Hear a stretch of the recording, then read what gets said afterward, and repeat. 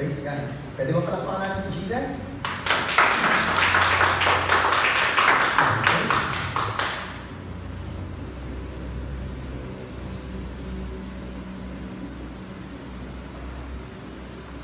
Isang pinagpalang umaga po sa ating lahat, maging sa lahat po ng mga nasa sa live streaming ngayon. Sa Bible po, meron pong isang pangyayari na kung saan ang isa po sa naging hari ng Judah na si Haring Asa ay naka-experience ng pagsama ni Lord. Si Haring Asa po, sa kanyang pamumuno po sa Kingdom of Judah, makikita po natin ito sa book of 2 Chronicles, chapter 16. Siya po ay isang hari na sa Diyos umaasa. Kaya nga po, nung time na sila po ay sinugod ng mga kalaban, ay hindi po sila nagamit ng mga ito. Bakit? Dahil ang Diyos na inaasahan ni Haring Asa ay siyang nagligtas sa kanila. Sila po kasi ay sinugod ng mga taga-Ethiopia at mga taga-Libya. At sabi po sa Bible, nung pinagsama daw po ang mga hukbo, ang sundalo, ang mga chariots ng Ethiopia at Libya, ay napakarami daw po. Pero kahit daw po ganon, outnumbered ang tropa o ang hukbo ng Judah sa pamumuno po ni Haring Asa, sila po ay nanalo at iligtas sila ng Diyos. Kaya lang, noong mga sumunod pong panahon, sabi po sa 2 Chronicles chapter 16, noong ika-36 na taon ng paghahari ni Haring Asa, ay nilusog daw po ang Kingdom of Judah ng Kingdom of Israel sa pamumuno naman ni Haring Baasha. Ayan, huwag po kayong malilito sa mga pangalan ng mga hari. Si Haring Asa ang hari ng Judah. Tapos sa Israel naman ay si Baasha. Hindi Baasha ha, Koboy, Baasha. Yan. Ito po ano nangyari? Mapakatalino po kasi nitong si Haring Baasha. Ang ginawa niya, yung mga lagusan po ng Kingdom of Judah, hinarangan. Pinalagyan ni Haring Baasha ng mga harang. At alam niyo naman na pag ganyan ang style, iyong sinusuppress ang supply ng iyong kalabang. Pag hinarangan mo yung mga daraanan ng city na iyong sinasakop, ibig sabihin nun, pinuputol mo ang supply nila ng pagkain, pinuputol mo ang supply nila ng mga mahalagang bagay. Iyon na isa sa magandang taktika sa pakikipagdigmaan noon. Ayan. At dahil nahihirapan na po si Haring Asa, humingi na siya ng tulong. The problem is, sa halip na sa Diyos, siya humingi ng tulong kagaya ng ginagawa niya noon, abay medyo nagbago ata ang ihip ng hangin. Si Haring Asa, na dati sa Diyos umaasa, ay tila pa nagbago na ang pinagkukunan ng pag-asa. Kanina na siya umasa? Kay Haring Ben-Hadad ng Aram. Yan. At kung mababasa po natin yung story, nakalagay po doon, na si Haring Asa ay humingi ng tulong kay Haring Ben-Hadad na Aram.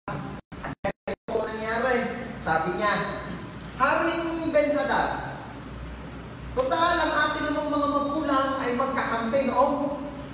Bakit hindi na natin sila gayahin? Tayo magkampi din. At siguro naman yan sabi ng Haring Ben-Hadad, ay ano naman ang atay? Ano naman ang bebekinin natin dyan? Kaya naman, ano naman ang makikita ko, mapapala ko diyan sa ating pagiging alay. At ang sabi ni Haring Asa, may marami akong kayamanan. Kaya pinagutos ni Haring Asa na lahat ng silver at gold ng temple ni Lord ay ipunin, kuhanay, dumami na. At ibinigay kay Haring Ben-Hadad. Regalo.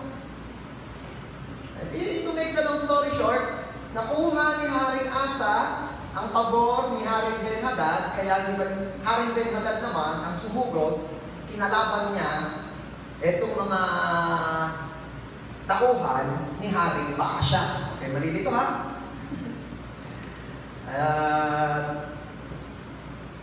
Tumigil sa pag-atake ang Kingdom of Israel sa Kingdom of Judah dahil sa ginawang iyon ni Haring Ben-Hadad ng Aram. Kaya lamang, ay hindi nagka-problema na agad si Haring Asa dahil sa kanyang mga ginawa. At sa ating pong pag-aaral ngayon, papagpatuloy natin ito pagbasa sa kanyang story. Kukuha po tayo ng mga aral. Kukuha po tayo ng mga aral. Ano ba ang nangyayari sa tao? Sa kapwa-tao na umaasa. Kaya bago po tayo magsimula, hayaan niyo po na aking pagkitin na sa inyo ang title. Ang title po ng aking share ay Nang umasa sa tao si Asa. Nang umasa sa tao si Asa. Tayo po mag-pray. Lord, salamat po dahil napakabuti ng Diyos sa amin. We worship you, we praise you, and we give you glory, for you are worthy. Thank you so much po sa napakagandang araw na itong pinagkaloob niyo sa amin. Before anything else, humihingi po kami ng tawad sa aming mga pagkukulang. Lord Jesus, cleanse us with your most precious blood. At salamat po sa biyaya ng patawaran at biyaya ng katuwirang pinagkaloob niyo sa aming lahat. Ngayong umaga, dalangin po namin ang pagsama mo. Turuan niyo po kami, Holy Spirit. You are our teacher. You are our mentor, our coach. Teach us this morning. Dwell upon our needs, we need you. Bless the lips of your servant as you bless the ears and the hearts ng mga makikinig.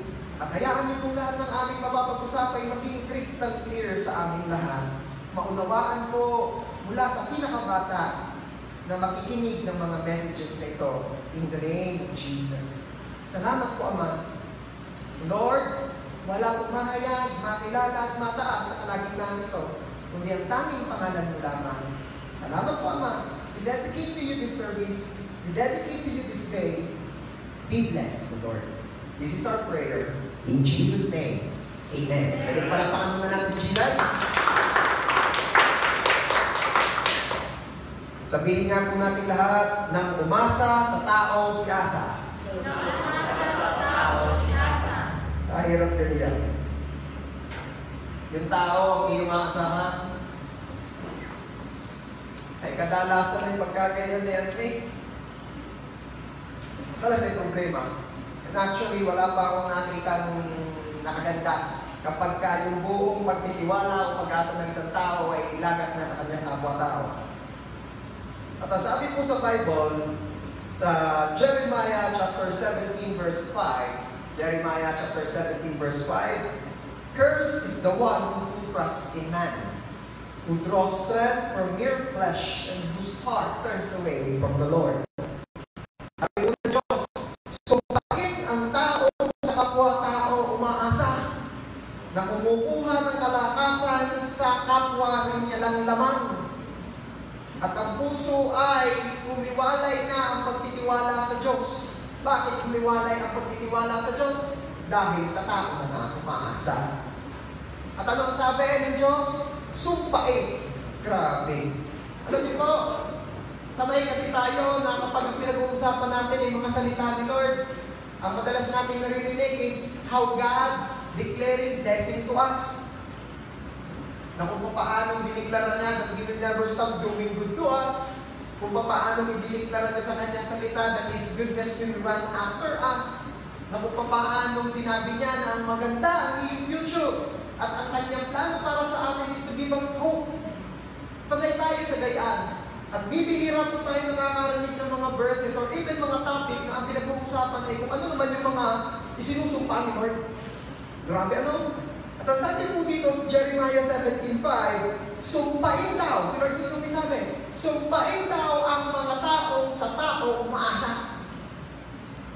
Hindi ko po sinasabi rito yung ikaw ay may tiwala o umaasa ka sa iyong asawa o sa iyong magulang, ito may natural lang. Ang sinasabi po dito ng Diyos ay ang buong pagtitiwala niya, yung buong pag-asa niya, ay sa tao na inilagay, hindi sa Diyos.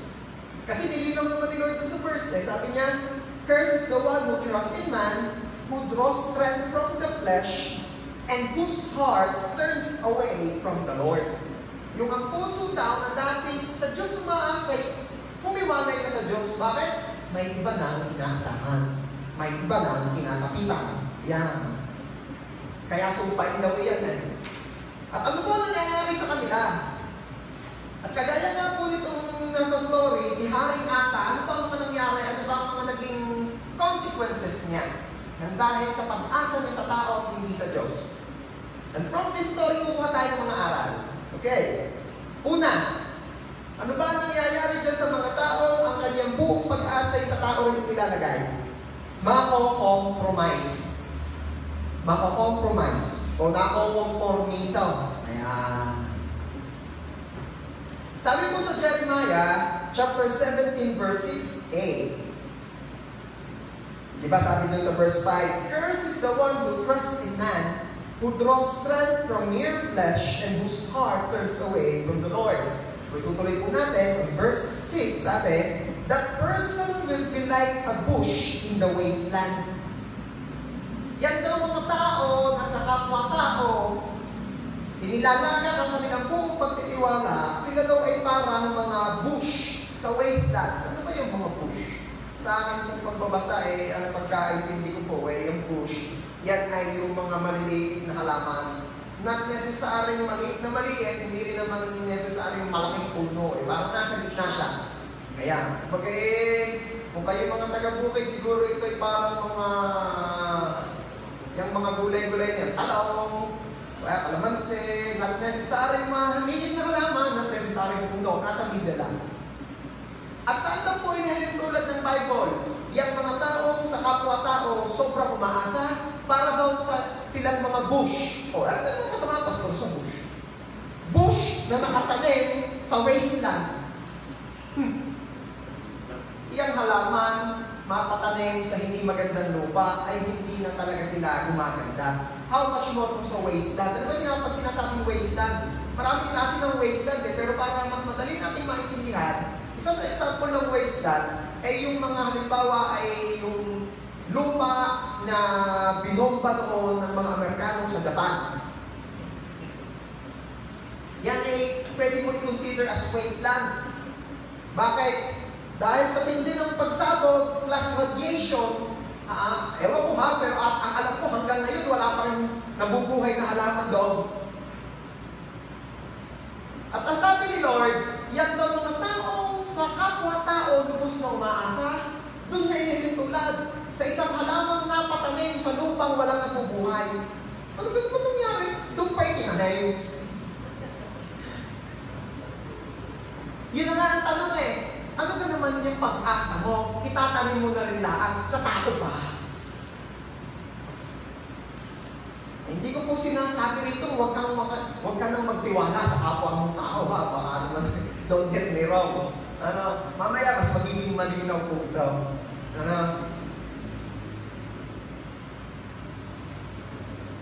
That person will be like a bush in the wastelands. Meron na po ba kayong nakita na halaman na nakakalipat ng pwesto? Pag nakakita ka ng halaman na lakad, takbuhan na. Wala. Talagang kung saan siya napatalim, wala siyang choice, kundi i-maximize na lang na kung ano ang naroon na paglagyan sa kanya. SKL, share ko lang po. Ako po kasi itong kasagsagan ng lockdown o community lockdown na yan, nag-iisip po, naghahanap po ako ng magagawa sa amin. Isa po sa naisip ko ay magtanim po ng okra. Ayan. At dahil yung namin pong lugar ay hindi nakakaramihan yung bakanting lupa, dahil yung paligid niya po ay kung marami simentado na, di ginawa ko po ay doon po ako nagtanim sa mga ginupit na bote ng mineral water. Ayan. So, to make the long story short, sila po'y sumibol at sila po'y namumunga na ngayon. Yan naman ang napansin ko ito. Dahil limitado lamang yung sustansya ng kakapiranggot na lupang nataniman niya, ano nangyari? Yun nung ilang puno ko ng okra, nung nakabunga ng tagagalwa, natatawa si Papa, natutuyo na. Yun ay alaga sa dilig. Nilalagyan din naman ng kung anong pwedeng pagpataba ng lupa. Pero ulitin ko dahil limited. Everybody say limited. Limited. Dahil mamaya meron akong bibigyan ng din dito Once again, limited. Limited. Dahil limited yung natanimang lupa, ay ano nangyari? Ay nung nakabunga ng tagagalwa, tagagatlong, gagawin nililiit ko din naman, tigasin pa. Ay di, natutuyo na. Anong point? Kasi nga, ang nataniman niya ay limited. Limited na lupa, na may limited na kakayanan na magbigay ng sustansya doon sa okra. Kapatid, huwag kang gagaya doon sa okra ni Pastor. Na ang pag-asa ng okra ni Pastor, itinanim lamang sa limitadong source. No wonder, ang sabi ng Diyos, yung mga taong naglalagay ng kanilang buong tiwala sa kapwa-tao, ay parang halamang na patanim sa lupang limitado. Buti nga kung limitado katulad ng napagtamna ng okra ni Pastor, hindi. Sabi ni Lord, wasteland. Yung hindi nabubuhayan ng halaman.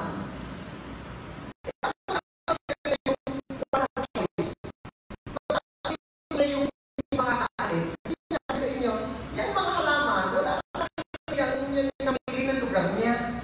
Nung itinanim mo sa paso, wala kang makikita kinabukasan, lumipat ng kabilang paso.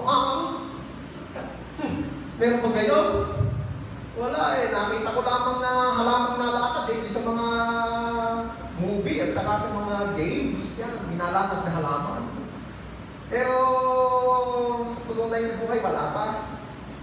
Sila'y nakatanim doon, sila'y nakabaon doon, at di na sila makalis.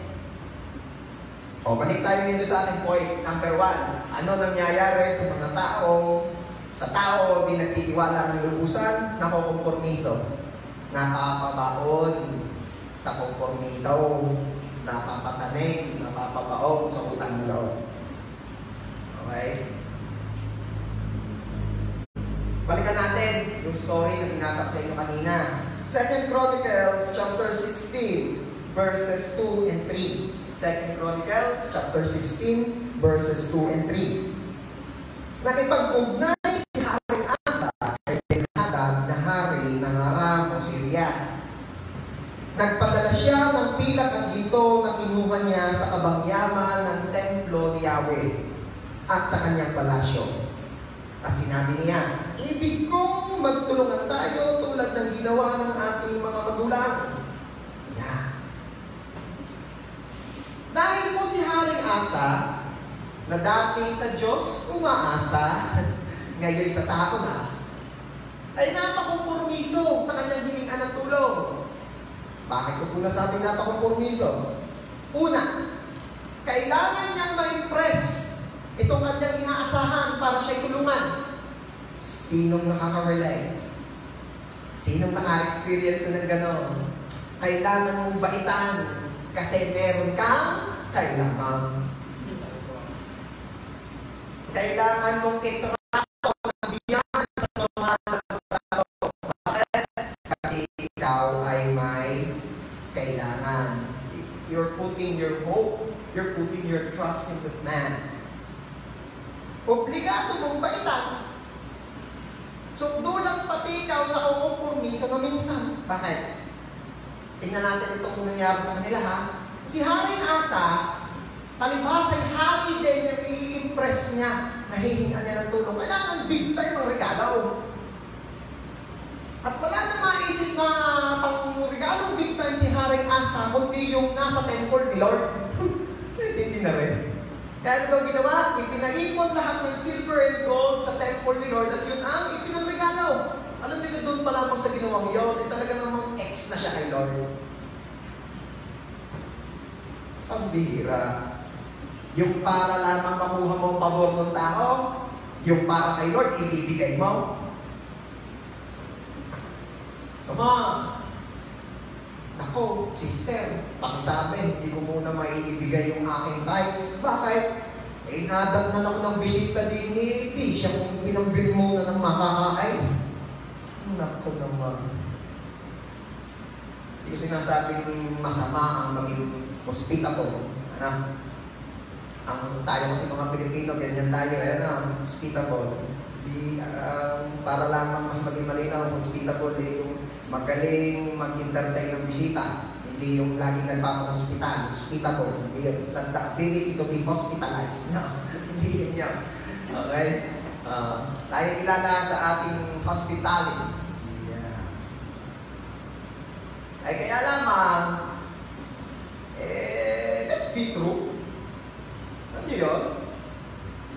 Natutuwa ako doon sa mga pagka may dumating na tao kung anong nadatnan, lalo kung wala naman ang kakayanan. Ibig sabihin kasi kung meron ka naman talagang extra kakayanan, bakit hindi? Ipaghanda mo ang bisita. Pero kung talagang wala namang extra kakayanan, at kung magagastos din lamang ay yung para na sa Diyos, hintay mo na. Mag-iisip ka. Sino ang iyong panginitiin? Bisita o si Lord?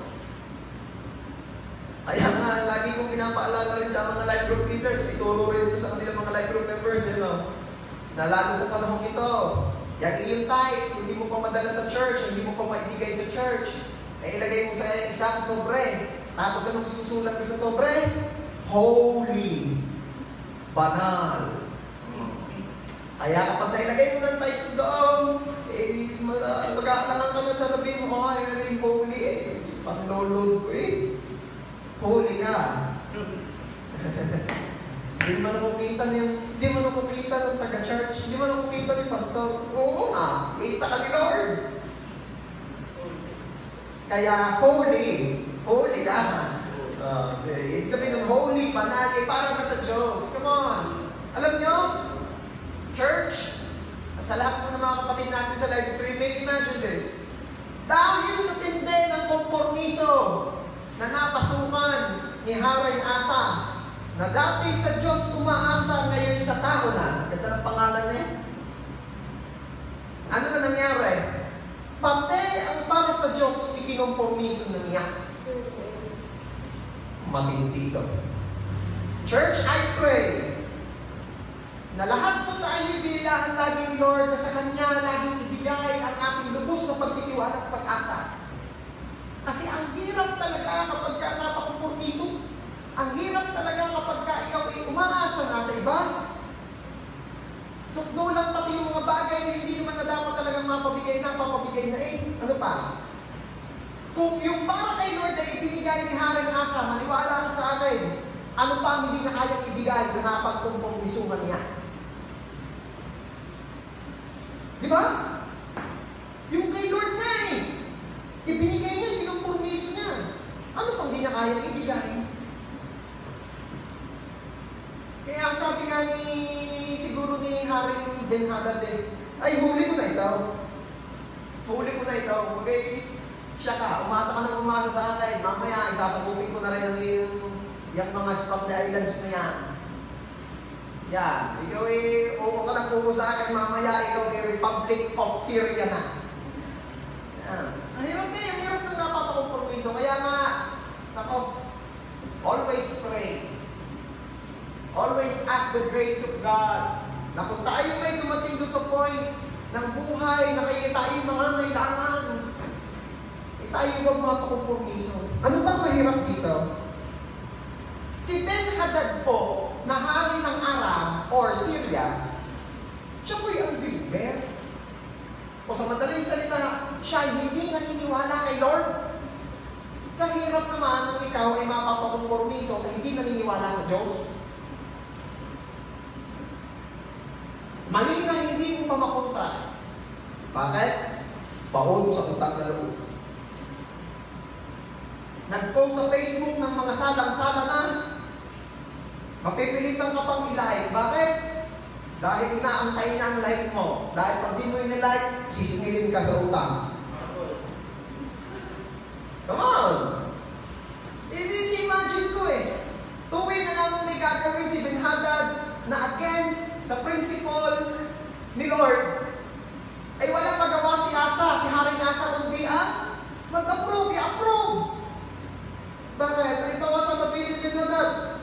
I-chat-chat si Haring Asa. Bro, nakita mo yung pinost ko? Ano bro?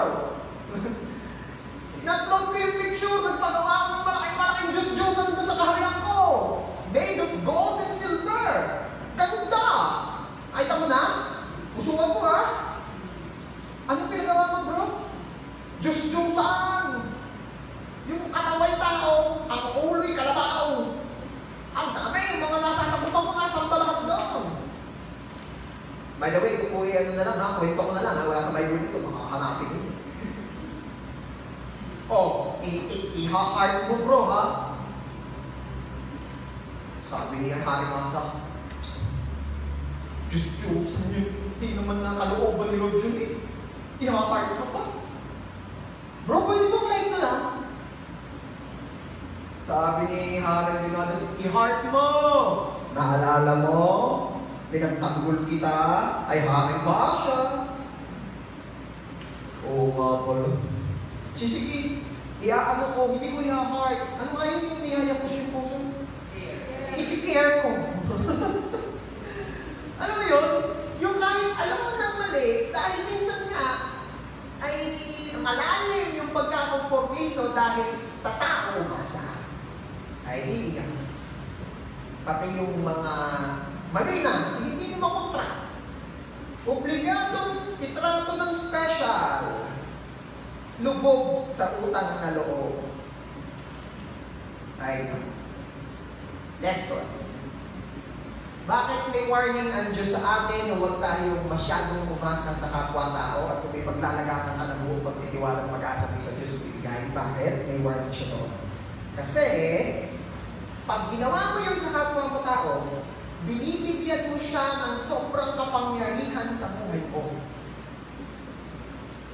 Sobrang kapangyarihan na kaya kanya impluwensyahan sa mga desisyon mo. Every time, lalo na, every time nagpapaalala niya sa'yo, yung pinagkakakutaan ng loob mo. Mahirap eh. Alam niyo po, sa aking pag-aaral, wala akong masyadong nabasa o nakita na sa kultura ng ibang bansa, meron din sila niyang utang na loob na yan eh. Kung hindi ako nagkakamali, kung may makakapag-correct po sa akin kung sakali, dahil ako po ay patuloy pa rin naman sa pag-aaral, wala pa ako nakikita ng ibang kultura ng ibang bansa na meron kanyang utang na loob, parang Pilipino na. Don't get me wrong. Sabi nga ni Pastor Ed Lapis, hindi daw masama yung tumanaw ng utang na loob. Ano? Ang masama yung magpautang na loob. Ulitin ko ha, hindi daw masama ang tumanaw ng utang na loob. That is good. Yun ay healthy at yun ay maganda para sa isang tao yung ikaw ay tumatanaw. Ang masama daw yung nagpapatanaw ng utang na loob. Yung pagkatapos ng isang pagtulong, isasabihin ng tumulong, ay, utang na loob ko sa akin ha, huwag kong kakalimutan yan, pag ako lumapit sa iyo, pag ako nanangailangan ha. Ganun yun. Alam niyo kung anong problema sa utang na loob? Hindi yung pwedeng bayaran eh. Hindi yung nababayaran. Kahit paminsan pa nakagawa na ng isang bagay na paborto sa pinagkakautangan mo ng loob, still, it will remain na utang na loob. Hindi siya nababayaran. Kaya minsan nga, magaling pa bayaran mo na. Ito yung reality. Kaysa magkakautang na loob ka pa, hindi ko sinasabing, again, maganda yung tumatanaw ng utang na loob, pero tansyahin mo rin yung tao. Minsan parang pautang na loob pa, hindi magaling pa bayaran mo na. Ito naman sinasabing parang pera-pera na lang. No, please, don't get me wrong. Ito yung tinuturo ko para tayo po, church, ay makahiwas doon sa utang na loob na hindi healthy. Huwag mong bibigyan ng sobrang kapangyarihan ng tao sa iyo. Kasi kapag kontrolin na yan, hindi na healthy. Ay, tanda mo ha, o nagbigay niya, sa kanya, kaya lang nasasabihin ko, siya tayo muna. Parang ikaw ng Diyos eh, tayo muna. Are you with me? Kaya may warning si Lord sa atin. Kung may paglalagyan ka rin lamang ng iyong buong pag-asa, pagtitiwala sa buhay na ito, ilaga mo kay Lord. Kasi si Lord, hindi nagpapautang na loob. Ma'am. Again, kung meron ka rin lamang church, paglalagyan ng iyong buong pag-asa at pagtitiwala sa buhay na ito, kay Lord mo ilagay. Kay Lord ka umasa at magtiwala kasi siya hindi nagpapautang na loob.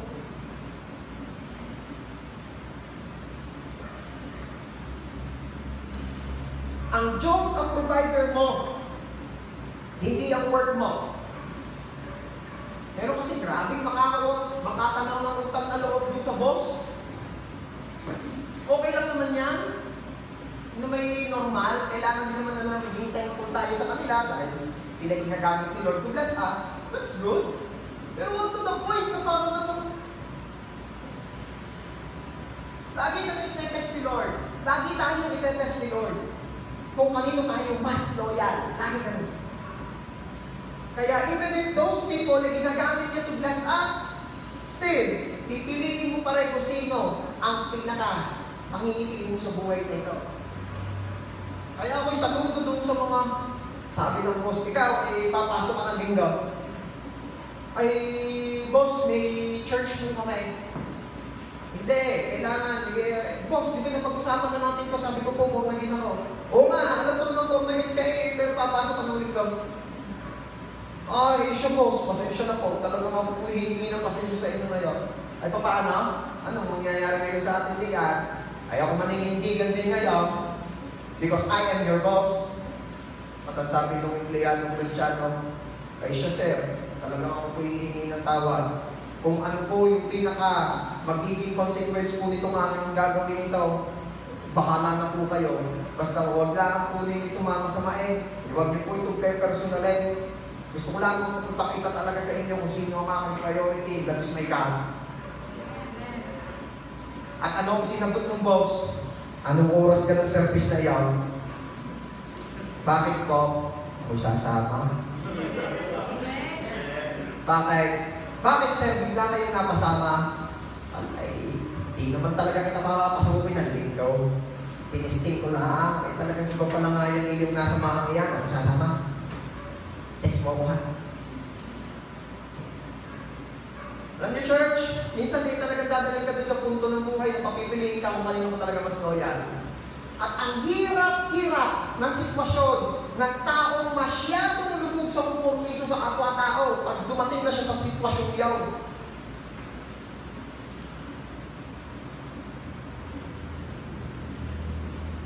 Kaya, ang remedyo, take the warning of God. Ano ang warning ni Lord? Cursed is the man who trusts in man, who put his full trust into mere flesh. Kunin mo na yung warning na yan. Sabi ni Lord, may problema, magkakaproblema. Hindi nga problema eh. Matindi nga yung words ni Lord eh. Sumpa daw eh. Sumpa eh. Walang kalagaan ng taong nakaasa sa kapwa-tao. Lubog sa utang na loob, nakukompromise at walang magawa. Kagaya ni Haring Asa, na sa tao umasa, nakakompromiso kay Haring Ben-Hadad, hindi makapala. Number 2, ano pa po ang nangyayari sa mga tao, sa kapwa-tao, sobrang umaasa sa halip na sa Diyos? Nadi-disappoint. Yeah. Everybody say, nadi-disappoint. Nadi-disappoint. 2 Chronicles chapter 16 verse 7. 2 Chronicles chapter 16 verse 7. Dahil nagtiwala ka sa hari ng Syria sa halip na kay Yahweh, natakasan ka tuloy ng hari ng Ahab. Ano ibig sabihin nun? After po kasi na makipagkasundo ni Haring Asa kay Haring Ben-Hadad ng Aram, ito po'y nakarating agad kay propeta, ano pangalan nito?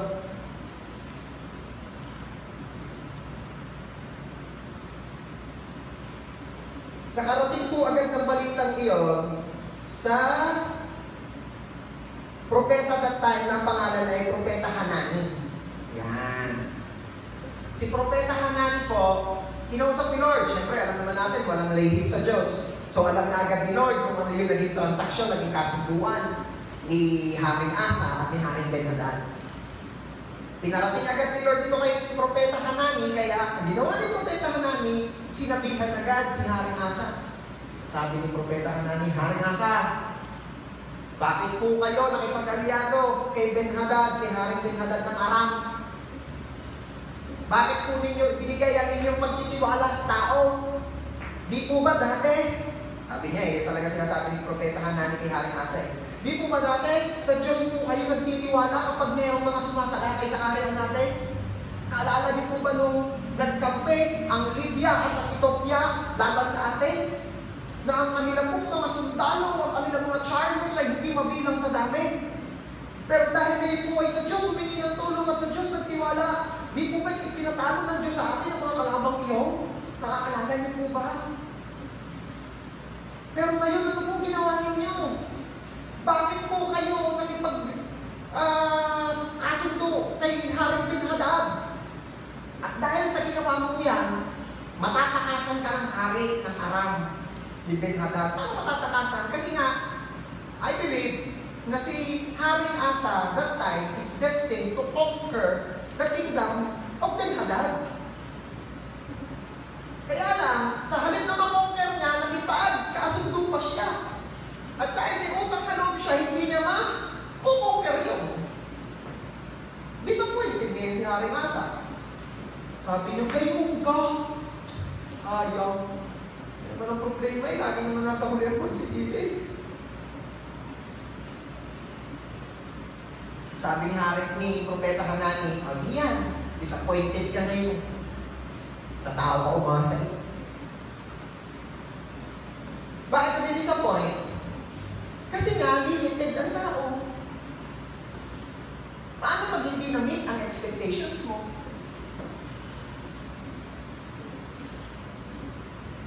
Minsan na nangyayari dahil hindi na-meet ng taong inaasahan natin, yung expectations natin, nadi-disappoint tayo, nagiging bitter. Ayaw na magtiwala, nadadala na. Minsan nga nagagalit pa sa lahat. Damay-damay na. Diba? Kilala pa rin ba kayong ganon? Yung ayaw nang pumasok sa relationship kasi pare-pareho lang ng mga lalaki. O, diba? Kaya nga, nagiging bitter eh. Nadadamay pati yung matitino, nagaya namin ni Carlo. Kaming mga kagaya nila dyan, nadadamay kami pagka minsan nag-generalize eh.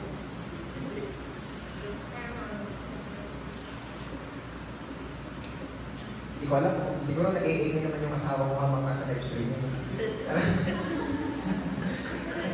At kung kami man nga, sa paningin ng aming mga partner ay matitino, ay biyaya lang ng Diyos. Walang kayo pagmahal. Nagmalaki na daw, eh hindi joke lang yung joke. Okay. Yun, nagiging bitter. Pag na-disappoint, nagiging bitter, nag-generalize. Natatamay na lahat. Nadadalain. Sabi po sa Jeremiah chapter 17 verse 6. Yan. Di ba sabi po sa verse 5, curses the man who trusts in man, who put their trust in your flesh, and whose heart turns away from the Lord. They will be like a bush planted in the wasteland. Naman pong third part ng verse 6, ang sabi, they will dwell in the parched places of the desert, in a salt land where no one lives. Ano daw sabi ni Lord, according to the book of Jeremiah, ano daw sabi ni Lord sa mga tao, sa kapwa-tao sobrang umasa? Para daw silang halamang napatanim sa ilang. Tapos ano pa? Sila daw ay nananatili sa disyertong iyon na parang lupa na asin na walang nabubuhay. Ayan. Ano daw? Saan daw nilitulan ni Lord? Yung pinagtamnan ng halaman, lupang maraming asin, salt land. Alam niyo naman na kapag kayang salt land, yung salt, church, ano? Pagka naparami, ang asin sa pagkain, alat. Pero na-experience nyo na ba yung talaga sobrang dami ng asin? Na-experience ko yun eh. Nung kami po yung mga bata pa, magkakapatid, naiwan po kami ng aming mga magulang, minsan kumakain ng bahay. So kami nag-experiment, kami nagluto. At ang aming pong niluto ay adobo, itlog. Naglabo po kami ng itlog. At dahil gutom na ako, sabi ko, pwede na yan. Yung nilagang itlog, okay na yan. Ulam na yan. Sabi nila sa kapatid, hindi. Para tayo may sabaw, adobohin natin. Hindi ako may pumayag. Sige. Oh, pastor, hindi ikaw ang panganay, kung hindi ikaw nagluluto, panganay nga, hindi nagluluto. Dahil di rin marunong. Di rin marunong that time. Eh, dito na nga. Inatumpo ko nung aking kapatid. At least, dalawa yun, hindi mahulaan ko sino. Inatumpo nung aking kapatid. Ang problema, paramihan kasi, may toyo pa. Eh, dito na, kakain na kami. Ng kabang naman eh. Adobong, nilabong, itlog. Dahil kami po magkakapatid si Sabaw. Diba? Gusto na may Sabaw. Ito na.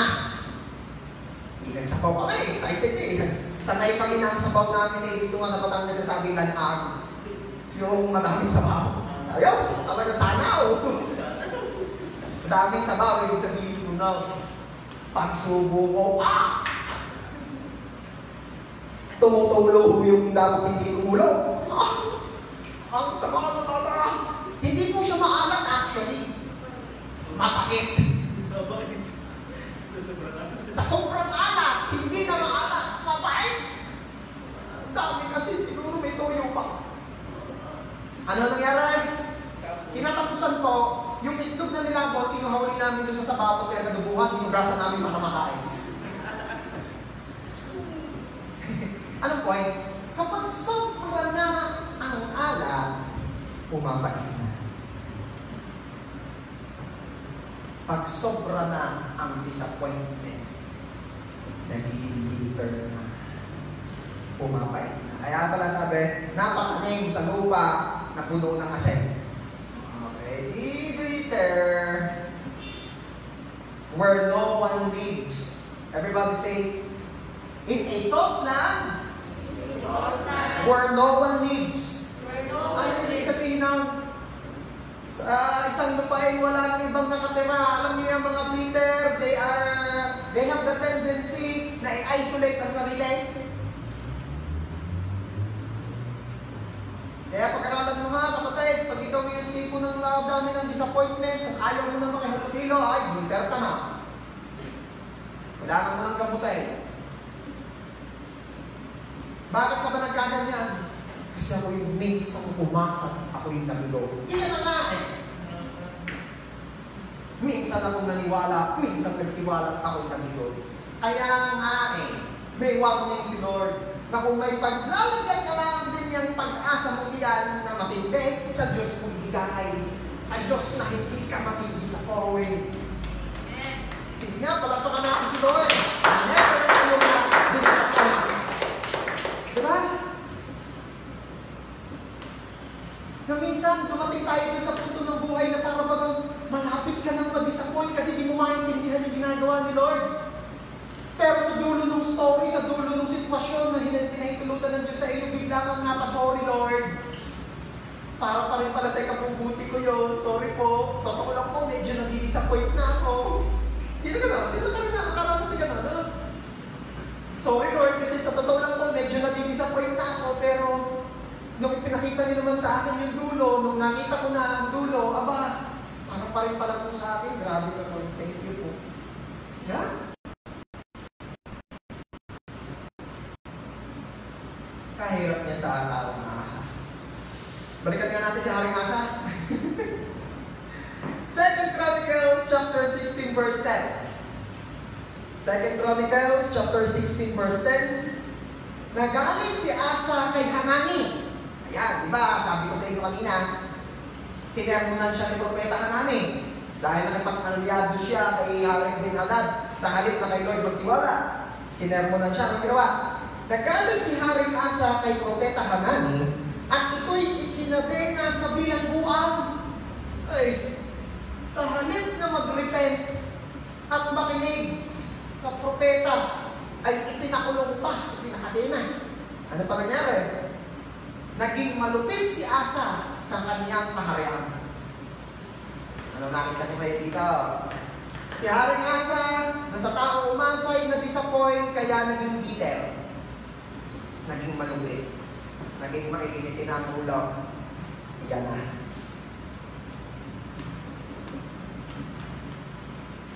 Church, pag ikaw ay may tendency na mag-expect too much sa tao o sa bagay, bukod kay Lord, aba, kailangan na ikaw ay humingi ng biyaya sa Diyos na realization para hindi ka na mapabaon dyan. Huwag masyadong mag-expect sa mga naririto sa mundo. Bakit? Because they are all destined to disappoint us. May kilala nga ako nag-birthday ko isang araw. Ay bagong-bagong sapatos ngayon, pa-birthday sa kanya. Nagsasakyan, papunta sa pupuntahan para daw hindi magdumi yung bagong sapatos. Okay, nako, hindi nga kanina hindi may nagturo. Sabi niya, nako, ay, ang sako, may dumi na. Lupot. Sabi nung nagbigay yung inatak ko Kita mo yun? Iniingat-ingatan, pero minsan, nadudumihan.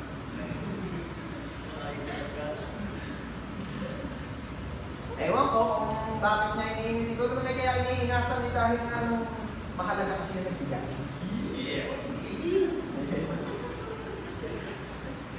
Tapos mahalaga ka na ako. Hindi ho, nung nakita ko may dumi sa patos ko, imagine ko na agad yung mukha nung nagbigay yan. Hindi, wala naman sinabing gano'n. Dagdag na lang yun basta. Ang point ko ito kahit yung pinaka-iniingatan mo, minsan nga yung kahit yung pinaka-hindi mo ine-expect na makaka-disappoint sa'yo, iba nakaka-disappoint mo. Ayoko masyadong i-touch yung inyong emotion. Pero, yun ang katotohanan Minsan sila pang mga pinaka-hindi mo ine-expect na mag-disappoint sa'yo, sila nakaka-disappoint. Our loved ones, our partner in life, our closest friends. Bakit? Because everyone and everything sa mundong ito, they are all destined to disappoint us. Kung ilalagay mo ang buong pag-asa at pagtitiwala mo sa kanila. Okay? Doon mo sinasabi ikaw i-isolate mo na sarili mo, huwag ka nang makilinggil at sasabihin mo na ako mag-disappoint mo rin pagka isang araw, hindi na ako masyadong lalapat sa iyo. Hindi kayo.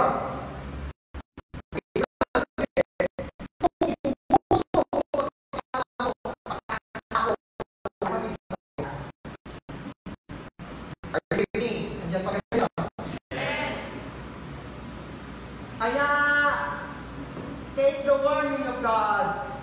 Put your full trust, your hope to Him. Huwag masyadong mag-expect.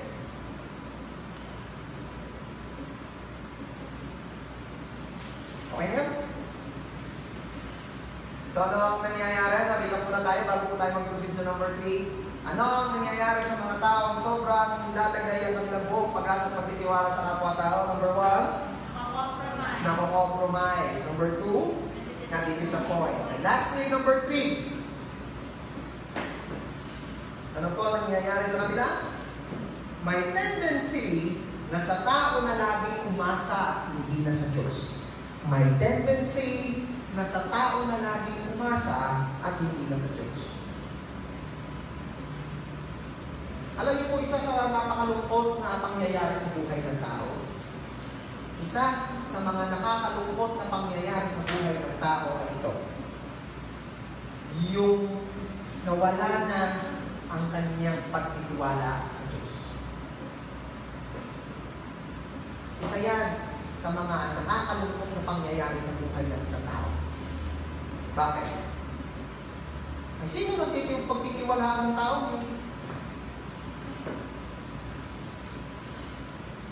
Sabi nga, sino nang kakapitan o kumating mo? Ikaw ba? Sino ba ang pinakamatibay mong kinakapitan? Hindi sila. Lagi ka na nung mga inikin mo ang bibig ng tao ngayon, kapit sa matibay. Sa mga ganitong panahon ngayon, dapat marunong kang kumapit sa matibay. Ay, sino ba matibay? Wala akong matibay dito eh. Ultimong yung mga sa pananaw ng tao ay napakatitibay ay namamatay. Oo, nabalitaan din ex-mayor ng Manila, patay na. COVID. Pero matanda naman Matibay Matibay ko sa matibay yun. Panahon pa din ako, yung mga nauna, matibay na yun. Sasabihin mo kakapit ako, matibay yun nasa patay na. Kaya napakalungkot po sa pangyayari ng buhay ng tao kapag nawala ang tiwala niya sa Diyos.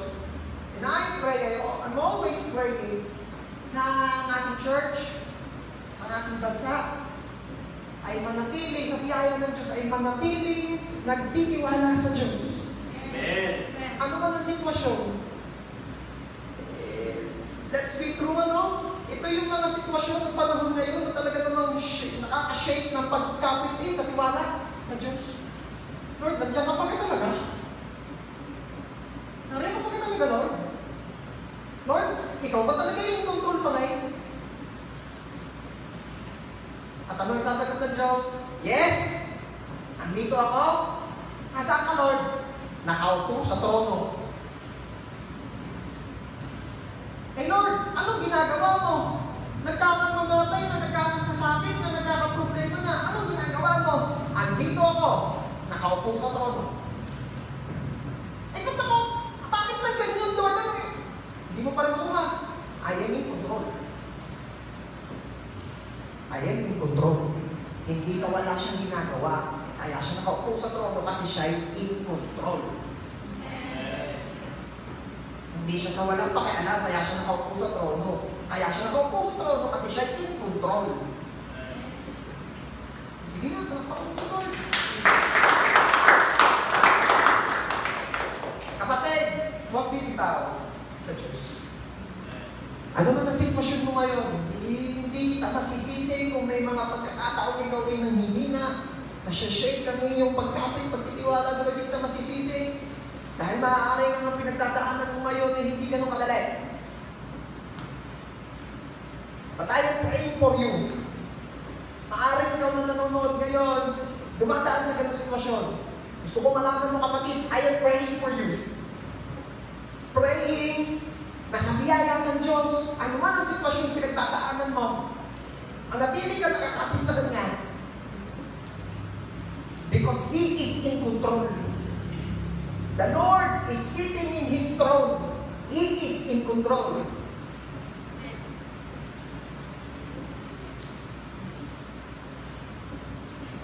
At kapag ang isang tao ay sumobra na ng pagtitiwala sa kapwa-tao to the point na yung tiwala para sa Diyos ibigay na rin niya sa tao, nagkakaroon na siya ng tendency lagi na lamang sa tao umasa. Balikan natin si Haring Asa.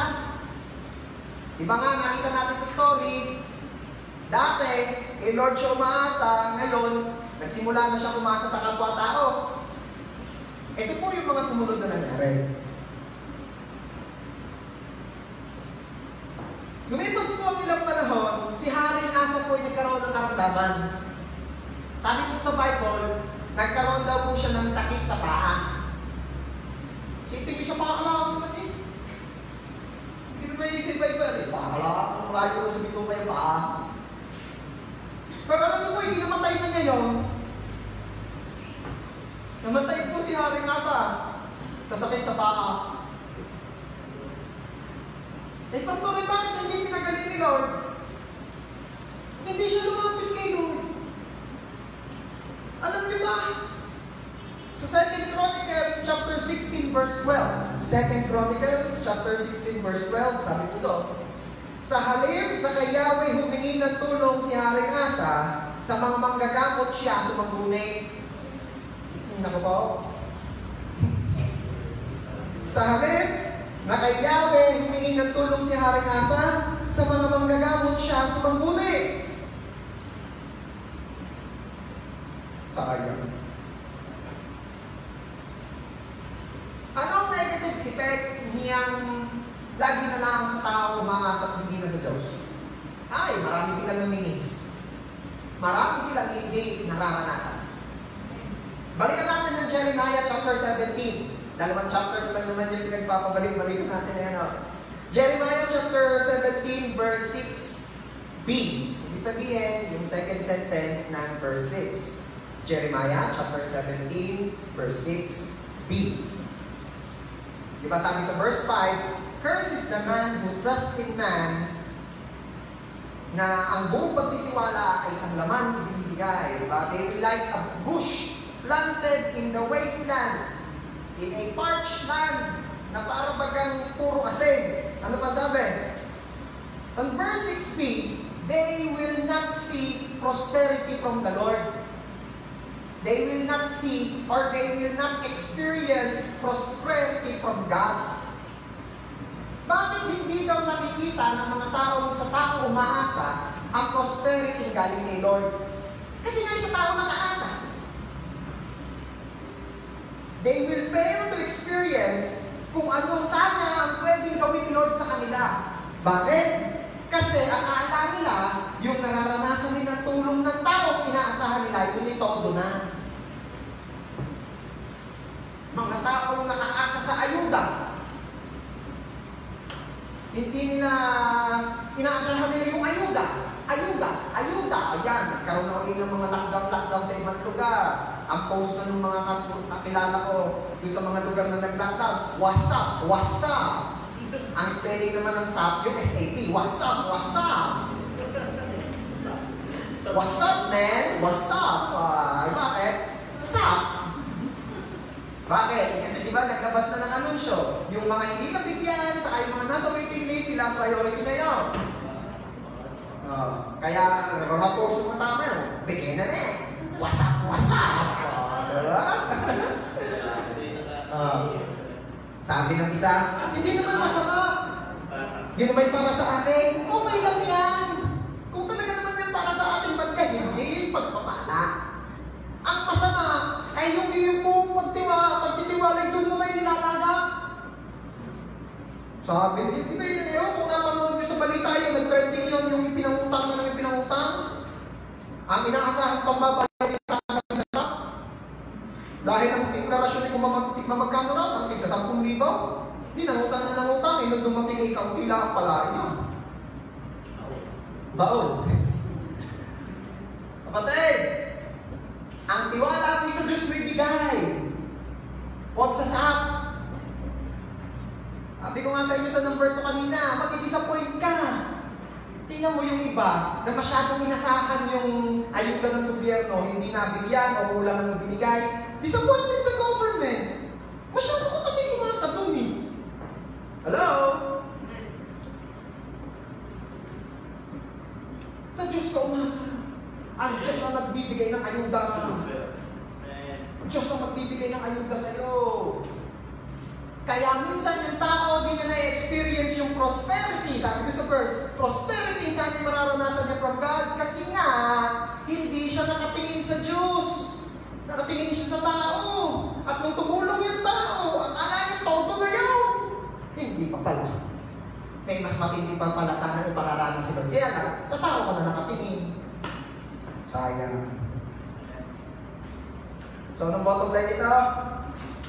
Sa Diyos umasa. Sa Diyos umasa. Sabihin nga natin lahat, ang aming pagtitiwala at ang aming buong pag-asa ay sa Diyos. Pati po tayong mga nasa live streaming, pwede pa sabihin din natin ulit. At ulitin din natin yung mga narito sa church. Sabihin natin, ang aking buong pagtitiwala at ang aking buong pag-asa ay sa Diyos ko'y binibigay. Wow! Yan ay napakatinding declaration. Yan ay napakatinding prayer. Grabing glory yung binibigay mo kay Lord as you're saying it. Nagtuto ko sa puso mo, sinasabi mo, Lord, talagang ako sa inyo asa-asa. Ako bilib na bilib sa iyo, Lord. Ako tiwala sa iyo, Lord. Ako'y naniniwala sa iyo. Ay, grabe. Umasa ka sa Diyos. Okay. Sabi po sa 2 Chronicles 16:8. 2 Chronicles 16:8. Sabi ni Propeta Hanani kay Haring Asa, naalala mo ba kung ano ang nangyari sa mga taga-Ethiopia at taga-Libya? Na ang mga sundalo, mga karwahe, at mga mangangabayo ay napakarami? Nang panahong iyon, nagtiwala ka sa Panginoon at kayo'y pinagtagumpay niya sa kanila. Si Haring Asa po ay nakaka-experience ng tagumpay noon eh. Bakit? Dahil nagtitiwala siya sa Diyos. Sino po rito ang makakapagsabi talaga na nung ikaw, doon sa mga naranasan mo sa buhay mo noon, ay nagtiwala ka sa Diyos at ikaw ay pinaranas niya na katagumpayan? Again, yung mga nagtiwala sa Diyos na pinaranas niya na katagumpayan. Amen. Diba? Subok mo na. Tested mo na. Huwag ka nang lumipat sa iba. Huwag mo nang alisin yung tiwalang iyon, yung pag-asang iyon kay Lord. Di naman siya nag-fail sa akin, di ba? Di naman siya sumablay. Hindi pumanpak ang Diyos sa mga nagtitiwala sa Kanya. Kay Lord magtiwala dahil siya ay di marunong magpautang na loob. Ay di ka mabaon sa kompromiso. Babaitan tayo ni Lord dahil gusto lang niya. No other reason. Di niya yung gagawin para mabaon tayo sa utang na loob. Kaya kay Lord ka umasa, kapatid. Kay Lord tayo umasa magtiwala dahil walang disappointments kay Lord. Amen ba? Amen. Ano pa? Lahat ng efforts natin, appreciated niya. Yung iba kasi kaya nadi-disappoint kasi parang feeling niya di siya na-appreciate. Lahat na lang ginawa ko, lahat na lang binigay ko, pero parang di pa rin ako na-appreciate. Nakaka-disappoint ka naman. Alam mo kay Lord, gawin mo yun, appreciated ka. Appreciate yan, Lord, lahat. Hindi ka madi-disappoint. Hindi ka niya pagkukulangin. Dahil unlimited source siya. Hindi siya limited, kaya hindi ka madi-disappoint. Hindi ka niya pagkukulangin at lahat ng ginagawa mo magpe-pay off. Dahil hindi marunong magpatalo sa bigayan si Lord. Come on. He will never ever compromise His glory pagdating sa bigayan. And church, pag sa Diyos tayo umasa, matatanggap mo, ine-expect mo. Ano sabi ko? Pag sa Diyos ka umasa, matatanggap mo talaga, ine-expect mo. Amen? Kasi sa Kanya lang talaga tayo pwedeng mag-expect ng sobra-sobra na hindi tayo mag-disappoint. So again, kung sumpa ang naghihintay sa mga tao, sa tao umaasa, tulad ni Haring Asa, ano naman ang naghihintay sa mga sa Diyos lubusang umaasa? Pagpapala ang mararanasan ng mga tao sa Diyos umaasa. Tuloy po natin, Jeremiah chapter 17, beginning verse 7 to verse 8. But blessed is the one who trusts in the Lord. Mapalad ang mga sa Diyos nagtitiwala, di ba? Whose confidence is in Him. They will be like a tree planted by the water that sends out its roots by the stream. It does not fear when heat comes. Its leaves are always green. It has no worries in a year of drought and never fails to bear fruit. Wow!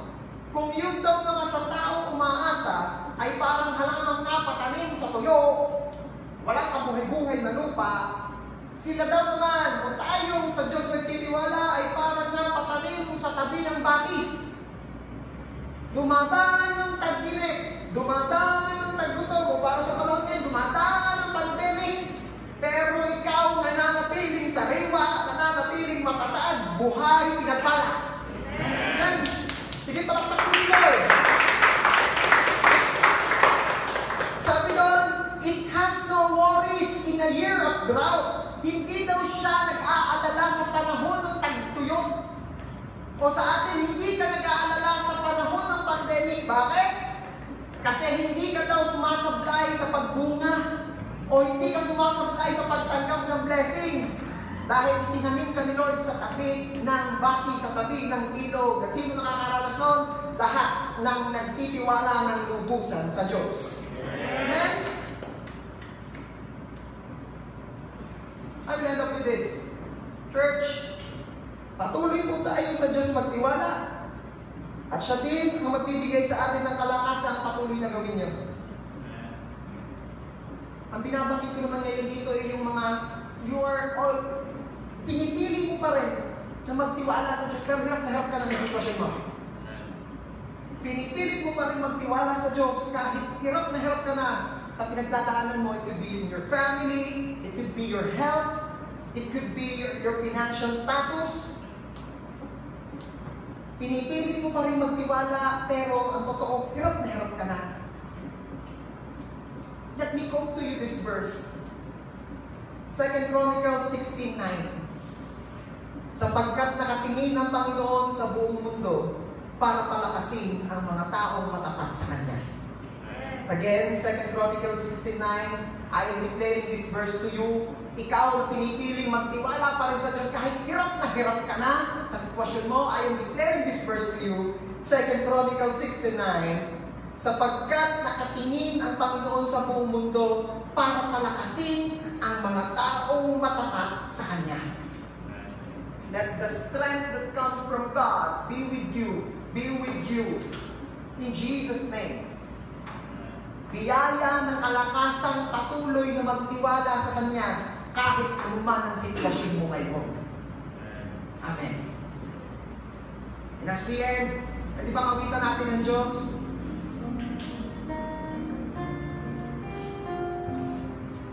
Sabihin natin sa Kanya ngayon, narinig natin ang Kanyang words. Alaman natin, ang kalooban talaga ng Diyos para sa atin ay ang magtiwala ng lubusan sa Kanya. But this time is our response. We will worship God. Kakantahan natin siya, sasabihin natin, Lord, ako'y nagtitiwala sa iyo. Pwede ko bang maibitahan ng bawat isang tumayo, maging lahat po nang nasa sa live streaming? We will worship God. Sabihin natin sa Kanya na ating pong pagtitiwala ay sa Kanya natin inilalangan. Ano man ang sitwasyon, mahirap man ang ating pinagdadaanan ngayon, mananatili tayo nagtitiwala sa Kanya sa biyaya niya.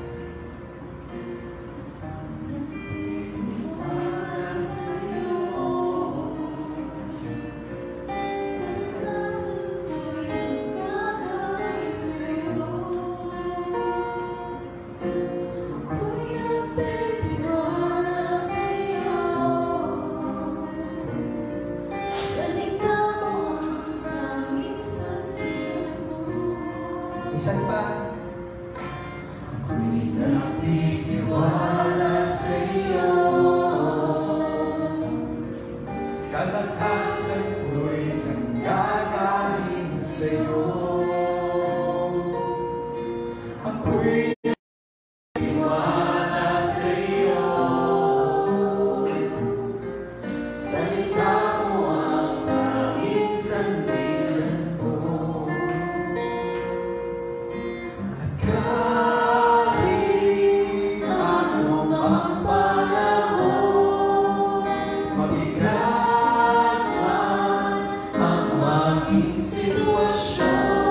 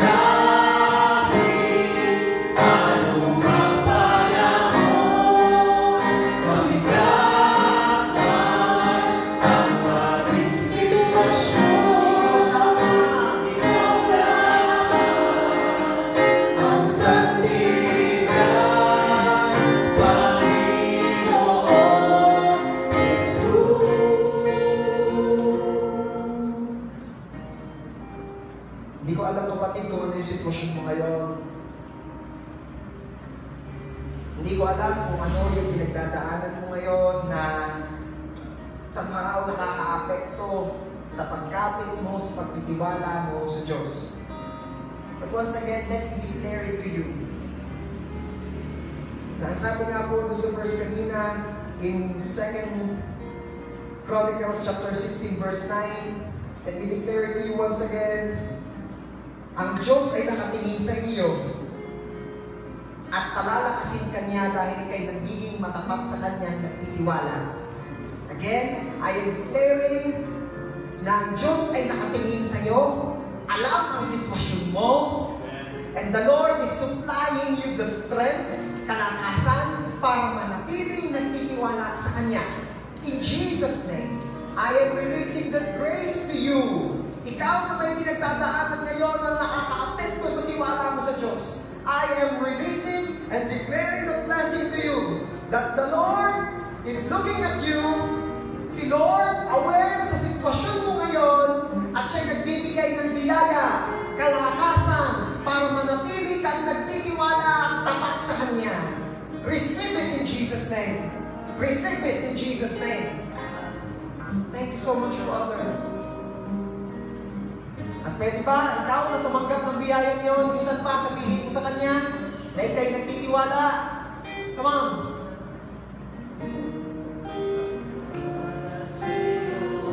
Ako'y nagtitiwala sa iyo, Lord.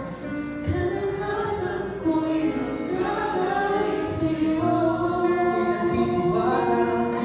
Ako'y nagtitiwala sa iyo.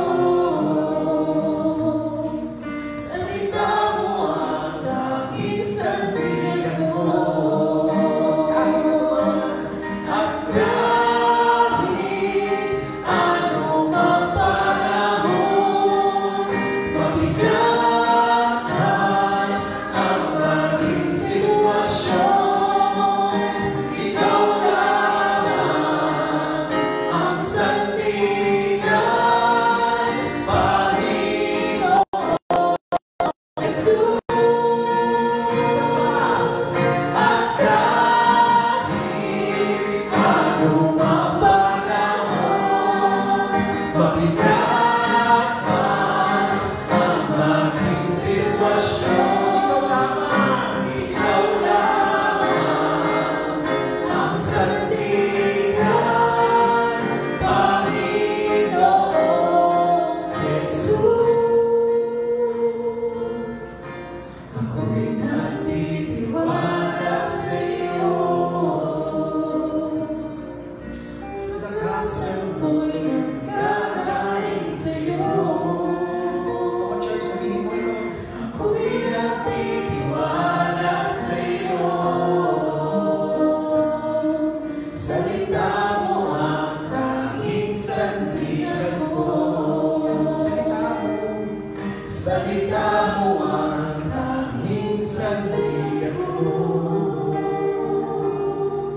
Salita mo ang tanging sandigan ko.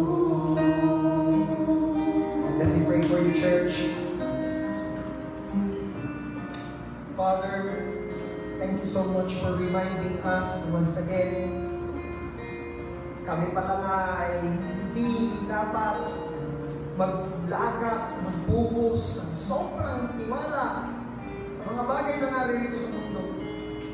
Yung klase o uri ng tiwala na dapat ay sa iyo, ay huwag namin ibigay sa anumang naririto sa mundo. Bagkus, Lord, yayanin mo kami lahat na kung meron din naman nga kami pagbibigyan, paglalagakan ng buong pag-asa at pagtitiwala sa buhay na ito, ito'y ilagak at ibigay namin sa iyo.